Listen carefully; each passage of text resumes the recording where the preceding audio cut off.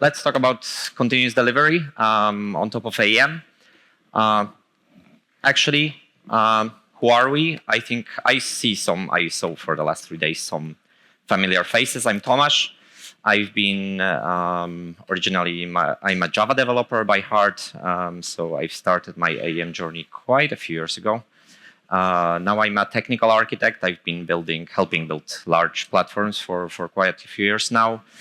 And yeah, I like AEM. Obviously, I use it a lot, but I also try to embrace like cloud native solutions. I would say I'm an AWS fanboy, probably by now. I use a lot of EDS a lot, so I've learned a lot here in the past couple of days. And yeah, apart from that, I love F1, and I'm a supporter of FC Barcelona, which is a tough discussion which I often have with Oskar, because he does not agree with me at all. Okay, but fortunately we agree that Red Bull is the best F1 team. Okay, my name is Oskar Jerzyk. I have more than 5 years of experience in full stack development. On a daily basis, I work as senior software engineer, and we work together with Tomasz since, I believe, 3 years in the same project. I'm also AWS and TypeScript enthusiast, and I'm always happy to share my knowledge with fellow developers. And after hours, of course, F1 and Real Madrid. Yeah. Oh, well. Other than that, he's cool. So, yeah, just who are we? Some of you might recall the name Cognified. We are, I mean, I still remember Cognified. I think Oskar doesn't, but I remember Cognified. Last year, we were called Wunderman Thompson. I was here with Christian Panek, but that's no longer a thing. Now we're called VML. So, oh well, it just happened. Yeah, again, some of you might remember us from AEM Compose that we've shown last year. And I invite you to a small lightning talk later, because Christian will be talking about AEM Compose. It didn't die, even though some of you suggested we might stop supporting it. It's more than alive. So yeah, let's go to the actual deck, to the presentation. So first things first, we'll talk about Yeti and some CD Basics. We'll find out why we need to talk about Yeti. We'll tell you a bit about the platform. Then we'll take you through all the tools and methodologies we've built over the years. And then we'll talk about some tips and tricks if you want to go to production all the time. So let's talk about Yeti. So Yeti is something I used when I talk to my colleagues to talk about something that everyone talks about, but no one has ever seen it. And from at least our company and the companies we usually work with, going to production on AEM as a cloud service, on any AEM actually, every day is kind of a Yeti, right? A lot of people would like it, but not too many people actually do it. So it's late, let's stretch. Can you raise your hand, whoever goes to production less often than a month? Don't be shy, it's not bad. So if you go to production less often than a month, okay. 2 weeks or more, okay? Who goes to production at least once a week? Don't be shy, raise your hands. Okay, that's nice. Daily, at least once a day. Awesome. More than once a day? Nice, good for you.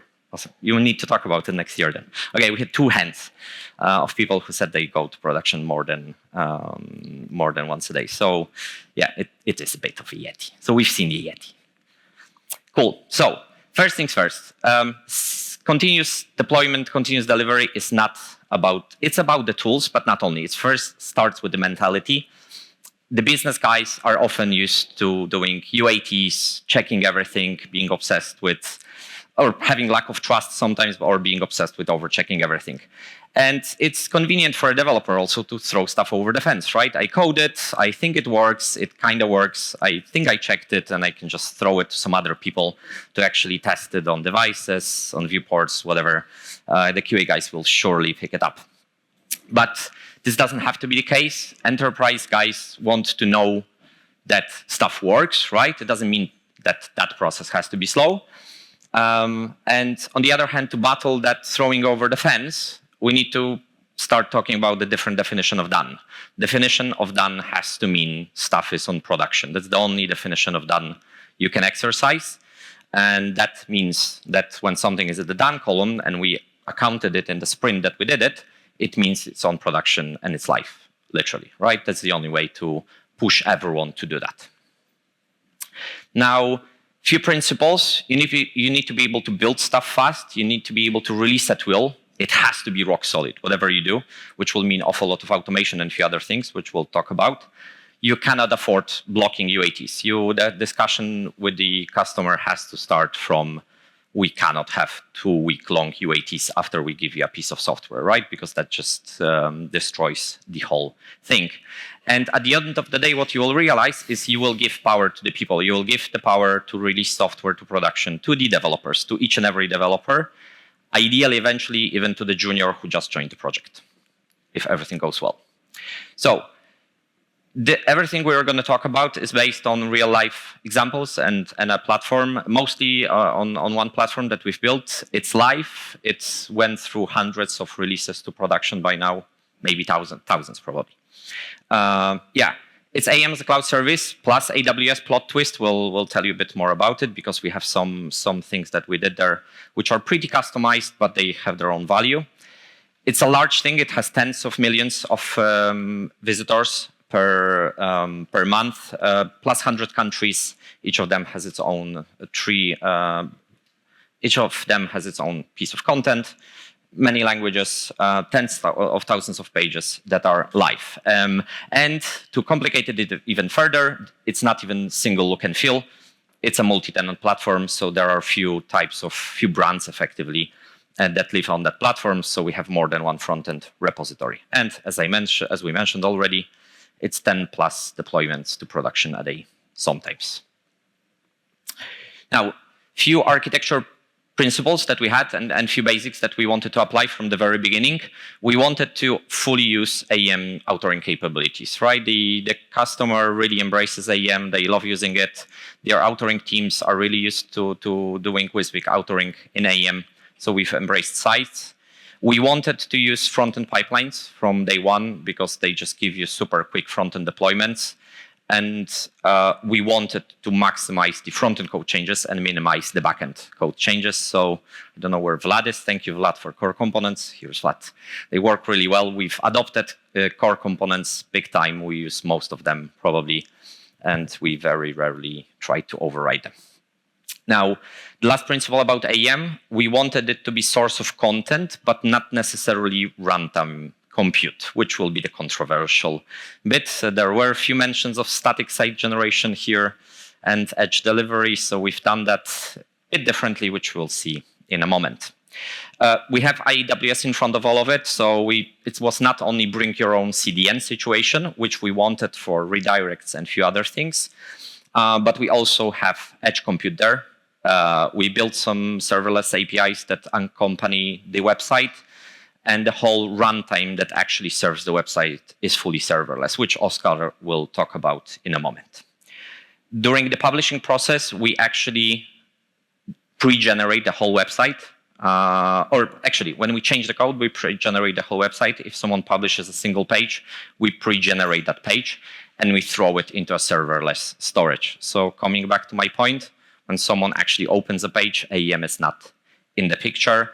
It's all event-driven, loosely coupled, built on top of AWS Serverless. So we wanted to have that relaxed, have the best of both worlds, right? So use AEM for authoring, because that's its core strength, but then use infinitely scalable AWS services to serve it to as many people as want to see it. From code perspective, we have a full stack repo, which holds the usual AEM stuff, right? Bundles, core component, overrides, etc. We barely use client libs, so there's very little code changes that we do there. Most of the changes that go into the websites are front-end orientated. It could be templates. It could be, it's obviously some short pieces of content that we own sometimes, but majority of it is front-end code. And each of the themes effectively has its own front end because there are multiple teams working on this platform. And each of them owns their own front end. On top, obviously, that gets deployed with Cloud Manager. We use GitHub that orchestrates the whole thing, which Oskar will talk about in a minute. We'll show you exactly how that happens. Of course, we have AWS infrastructure. For that, we had to have good suite of tools. We've chosen AWS CDK. we don't have multi-cloud requirements, so that's why we decided we'll go for something native for AWS. AWS CDK is a very solid solution and has a very good support from AWS, right? So we have there our core rendering infrastructure and content serving and some APIs because it's not only a static website. So now, yeah, some controversial content ahead. So Oskar will tell you in a moment in a bit more details how that static site generation works and how on earth did we make it in a way where AEM does not serve the content at the end of the day. Okay, guys, so it's time to straighten your seats, fasten seatbelts, because now we're going with static site generation. So it may be a little bit strange for some of you, because we decided to come up with our custom solution, which is static site generation in the world of AEM, where content is served from the edge, from AWS, which is super performant. Okay, so as content authoring is a core strength of AEM, we didn't mess up with it. And of course, we have totally no plans to do that. But really interesting things start to happen when the content is published. So here we came up with our bespoke event delivery solution. Previously, we tend to use Adobe I/O events, but unfortunately, due to prologging and pure observability, we decided to change it to our solution, which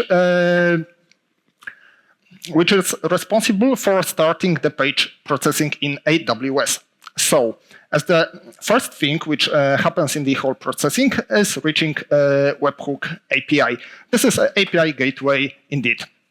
So what this API gateway does is just forwarding the request to the content update queue, which is the first place where the system is decoupled, because it can possibly be hit by dozens of thousands of requests in the matter of minutes.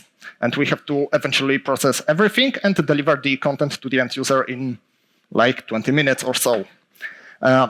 There is a page processor Lambda, which polls content update queue for events, of course in batches due to performance reasons. I will cover this behavior in a bigger detail on the next slide, so let's wait for it. But what this function basically does is fetching content from AEM and storing it to the S3 bucket. Where we leveraged static website hosting, which then is accessible by the end user via CloudFront. And of course, there is a place where the personalization happens. And these are the edge functions, Lambda at edge. Very nice feature. S3 has also some very cool capability, which is event notifications. And we leveraged it a lot in our system and decided to fan out this event via SNS, which I will also cover on the next slide. There are also things like sitemaps updater, which are triggered by event bridge cron rules on a daily basis, but just an example of what we have here. So as you can see, this architecture is purely serverless. It's fast, it's scalable, it's simple, and it's really cheap and performant. It's easy even for the junior developer to start with it. And of course, lambdas behave as a single deployable unit, so it's super easy to deploy them and test on a daily basis. Okay, so how page processing looks like in AWS. Okay, starting from the page processor. In the first phase of processing, we reach out to the AEM in order to fetch page markup. Once we have it, the Lambda parses it, and we are looking for static assets like CSS or JavaScript client libs. Once the list is full, we can reach out to AEM again in order to fetch these static assets and save them alongside the page content to the S3, of course, with appropriate extensions, which are super crucial to the further processing. Okay, once content is saved in S3, we got the confirmation and we can start cache invalidation phase. So basically, simple JSON message is saved into cache invalidation queue. Then Lambda polls this queue for these events and submits a cache invalidation request to the CloudFront CDN. And then in like a few seconds, content is visible to the user. Of course, we try to cache the content for as long as possible, even for eternity for some assets. But as a rule of thumb, we try to do it as long as we can, we can simply programmatically purge the cache. As I previously mentioned, we also put SNS notifications into play, and based on the fan-out pattern and subscription filter policies, we fan-outed these events to the more specific queues like indexer, renditions, and of course lambdas are responsible for event processing. So this is a point where we can potentially integrate AEM Cloud and Edge delivery services. There are plenty of points where it could be incorporated. So now we have a very good understanding on how the platform behaves. Now let's talk about how we deliver it on a daily basis. So if I were to sum it up with one sentence, I would rather say that beauty lies in simplicity. So first things first, environments, dev, stage, and prod. And there's also playground for battle testing, where we can do some experiments, crash some things, and Tomasz will not be screaming at me if I break something there. And this is the place where things like that happen. Okay, multiple repositories, but always the same principles. As a first rule of thumb, the code on main is always, no matter what, deployable, and developer delivers working code no matter what, with all tests written, with full regression tests, and of course, developer is responsible of delivering code from the very start through test all the way up to production. Green regression means we're good to go. Okay, so starting from a feature branch, we work on the code, and then after every check is successful, we can proceed with automatic dev deployment. Then there is a place for quick sanity checks, and once everything is successful, we can proceed to stage and prod.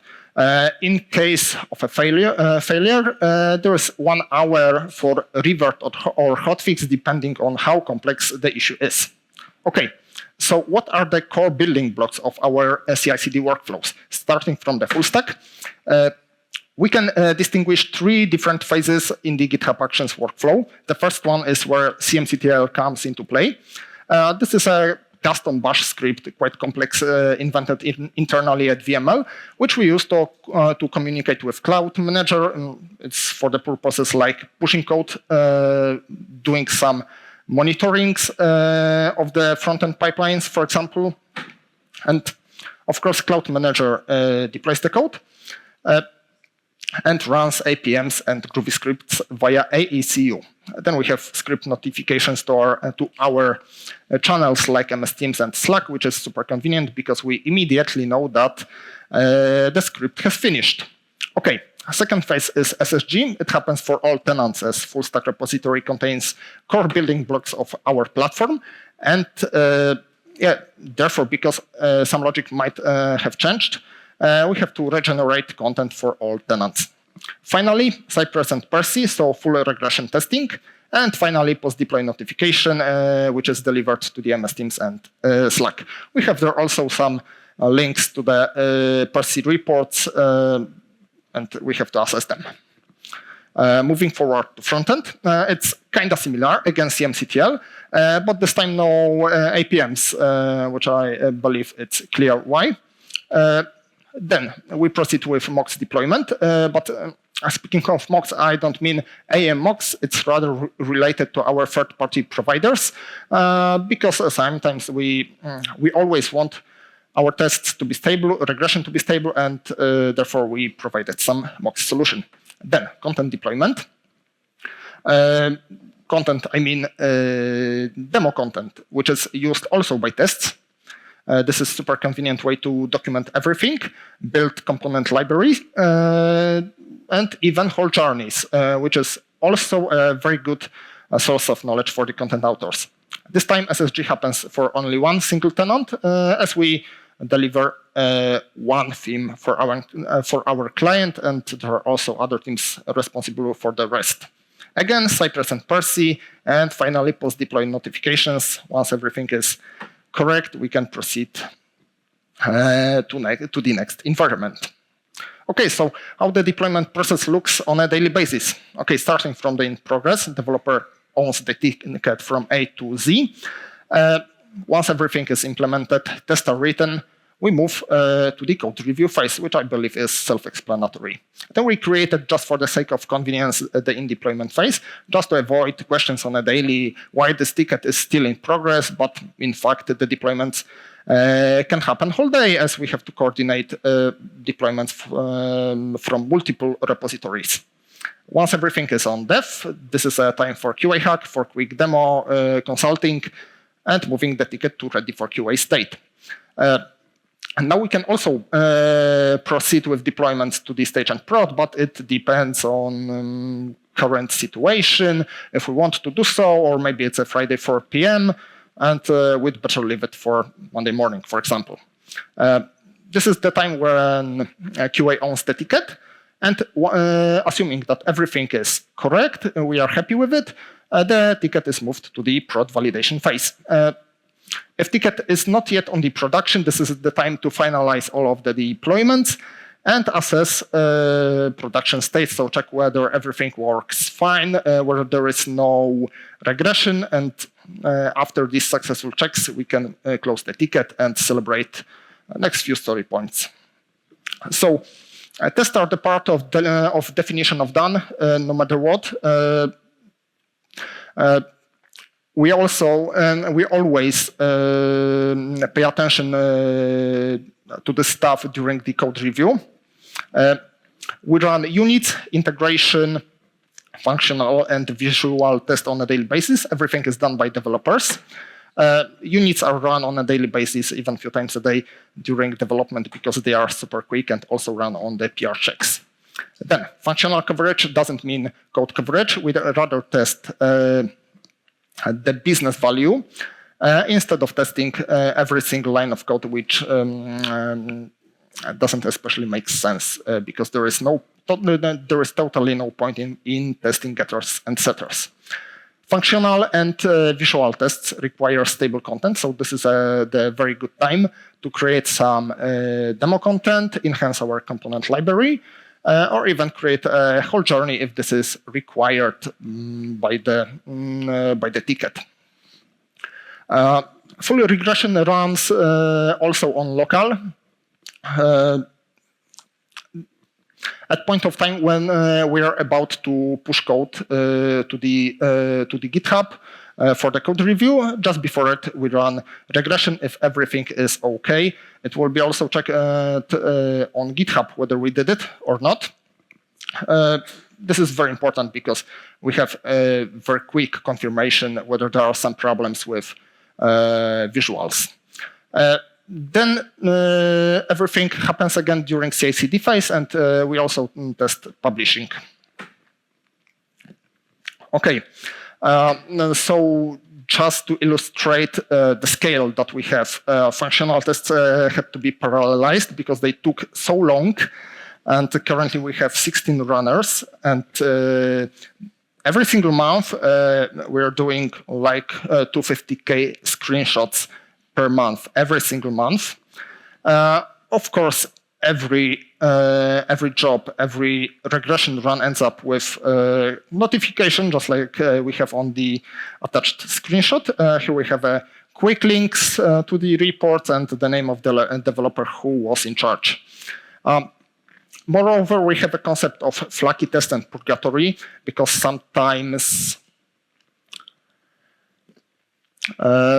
tests may be unstable due to third-party providers, and we don't want them to fail the build. Instead of, we proactively monitor them and try to figure out what's going on. Finally, Cypress Cloud is used to review and assess things. Cool. Thank you. Awesome. Thanks for that, Oskar. Yeah. So one thing that, or a few more super important things, because it's all fun and frolics, right? Looks great. We write tests, we just deploy everything. There are challenges when you try to do this. First things first, multiple repositories mean multiple deployments that cannot be synchronized by the sole nature of AEM as a cloud service, right? Full stack runs on its own. Front-end pipelines run on their own. No one knows when CloudFormation will finish a deployment into AWS, right?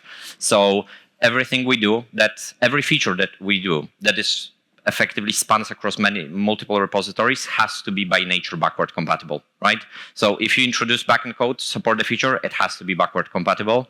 If you introduce the front-end changes, they have to work with the old and new state of the backend, because you never know what you're going to see on the environment.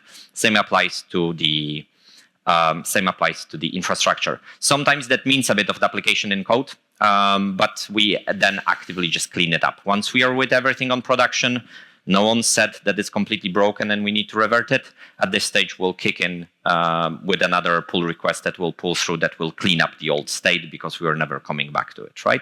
But backward compatibility is a thing, and it's probably one of the hardest things that our developers had to learn in this platform, right? Everyone had to learn, because we did a lot of mistakes in that area early on. We broke stuff quite a few times.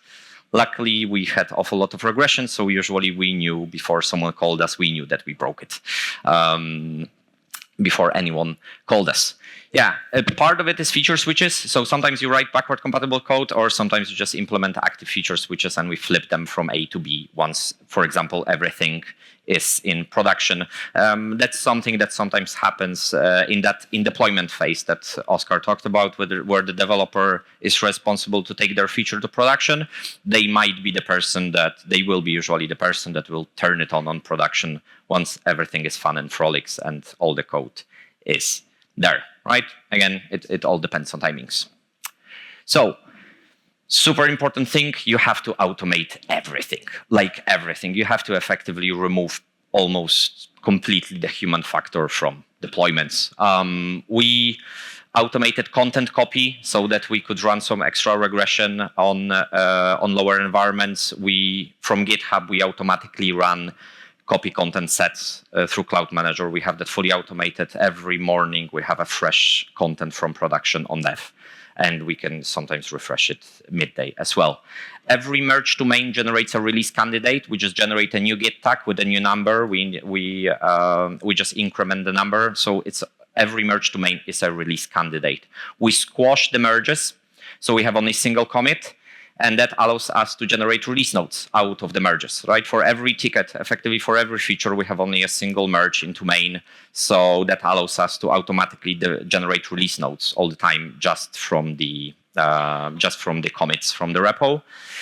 We generate release notes when the code reaches production, because at this stage, we're almost sure that we're not going to revert it. It sometimes still happens, but very rarely. So at that stage, we can announce that it's there.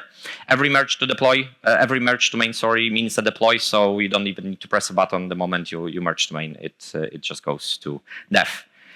All the steps are automated during the deployment. The test that checks. The only place where human being is necessary is to review the visual checks, because even though they are AI driven, they are not perfect. So every now and then you have to open up Percy and validate with your own eyes whether the 5 screenshots that changed are valid changes, or actually something went south during the deployment. Notifications are super important. They speed up things a lot. When you have so much stuff happening, where there are 20 people that can do a deployment, having that place where you can discuss when one of them went wrong is awesome. And actually what guys tend to do is, under those Slack notifications that you saw, if that is red, they will kick off a thread, a discussion right underneath that to work out what's going wrong, what went wrong, and they quickly agree, do they revert, do they try to fix forward, or what's going on. And you, of course, need to automate things like any kind of notifications you have, incidents, alarms, all of that has to be automated. Super important thing when you're trying to run something like that, you need awful lot of monitoring and observability. We have real user monitoring. We do tracing, logs, dashboards. Lighthouse for us runs as a monitoring, because we've learned quickly that many of our performance problems come from things like Google Tag, from GTM, etc. So we run it as monitoring. so that it doesn't break builds because other people can break our stuff. We monitor accessibility in a similar way as well. Plus, we also monitor, for example, external dependencies, but we monitor them like daily. We don't make them part of our build checks because we don't want our deployment to fail because third party went down, right? That's not our problem, that's their problem. Of course, it can impact our consumers, but that's not code problem. And yeah, I had this pain point that guys talk about. New Relic, unfortunately, is not helping us today at all in any of this. We have deployed the one that comes with AEM as a cloud service. Yep, I think we've run out of time. Sorry for that. That's my fault. Do we still have a minute? Okay, awesome. Thank you, Roman. So just wanted to give you a few tips if you would try to do some of it. Oskar went through it very quickly, but APM is automated permission. It's permission management. So we automated permissions. We automated content migration scripts. All of that runs during the deployment of AEM as a cloud service.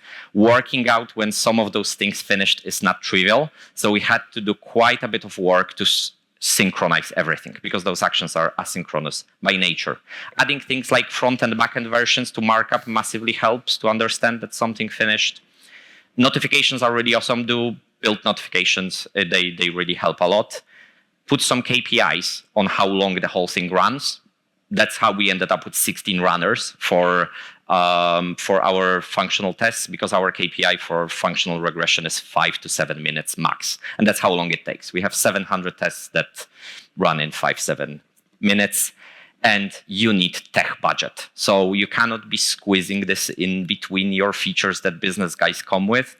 We have a cut-off budget that we decide how we spend. And that's an agreement with the product owner of the platform. We have a pure play technical budget that we own and we decide how we spend it. And the promise is we're going to be as fast as it's physically possible in exchange. Okay, I'm going to stop. I'm not going to mess up with Roman anymore, and I'll skip the last slide. There will be a few more slides in there about local environments. I didn't want to make it any longer, so have a look afterwards into the slide where there is an appendix with some extras.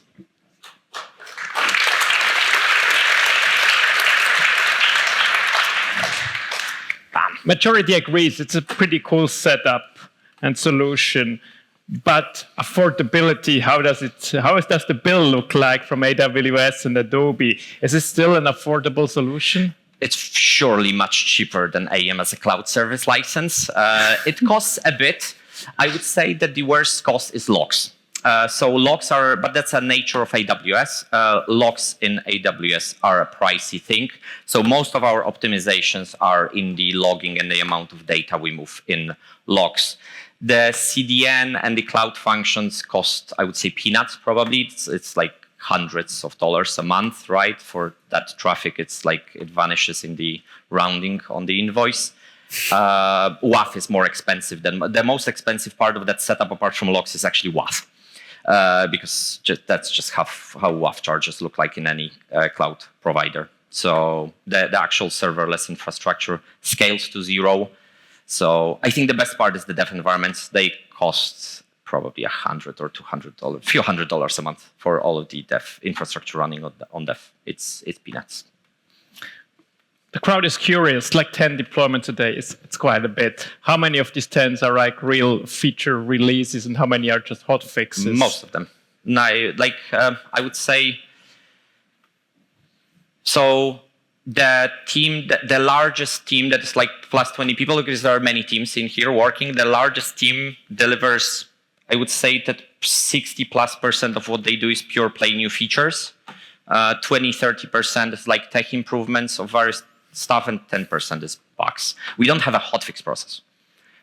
Bug is just another delivery item. We just throw it on the board, and the only thing we do, we ask a developer to pick it up now, not tomorrow. That's it, and the rest just flows in the same way.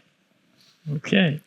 Using AEM as a content source and serverless CDN as a runtime sounds like a perfect decision. How long did it take to build this solution?